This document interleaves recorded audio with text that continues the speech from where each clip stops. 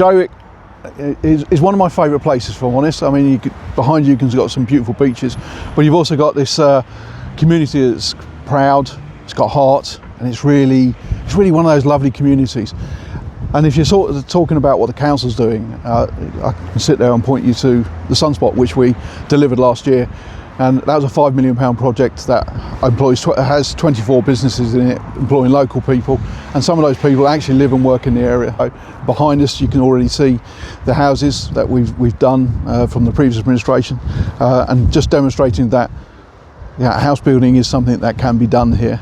There are other initiatives, so we've got the playgrounds that will be coming, we've got the £2.5 million being spent on the green areas, so there's 10 areas, and there's a few other plans, a lot of which can be found in our Jaywick Place plan. So there is a plan of what we're going to do in the future.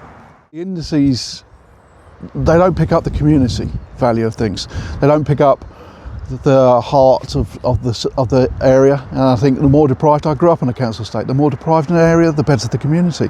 So deprived's a really interesting word for me, and I think if we were to sit there and on the definition of deprived, yes, it probably is, but if you ask the people of Jaywick, I don't think they would see it the same way. The way the indices work is that areas like Jaywick will be at the top of the list, and I'm not a fan of the index. It doesn't really show a true relationship between whether an area has improved or hasn't.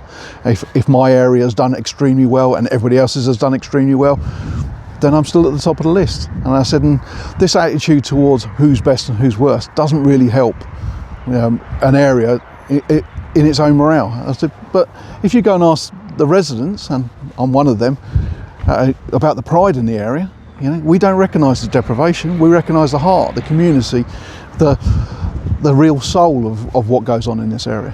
So deprivation, well, it's one of those things that people just like to label.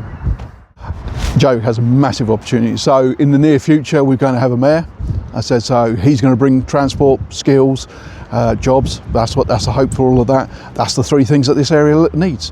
We're going to have new unitaries. I said unitaries are going to be bigger purse strings, bigger opportunities there, and I think the place plan delivers something that people can work towards and deliver. The place plan, we did a massive consultation with residents, workshops, community groups were brought in, and we had conversations with them, and it was recognised that 86% of those that took part in those consultations approved our plan in the end. So if you look at our Jaywick Place plan, that's £126 million worth of investment that's needs to be required to deliver that. And we're a £20 million authority. If you look at that plan, £100 million of that is actually flood defences, and the flood defences will bring safety, sustainability, security for the residents. And I think for that we're going to need government support, and that's what we're going to be asking for. I'll be writing to them as part of their local flood plan, flood fund, to grab that £100 million. There's two things I think I'm asking from government. I said the first one is a cross-party working around the policies that cause the problems in this area in the first place. And the second one is to take a good look at our place plan and recognise the £100 million ask for the flood defences. Now, why are flood defences important? Well, flood defences build in that security and safety that people need to invest in an area. People underestimate the importance of flood defences. That builds in safety, security, and it allows people to feel secure around their investments in the area.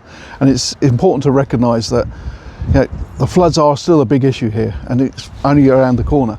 We will be building a flood memorial to the people who died in the floods 70 years.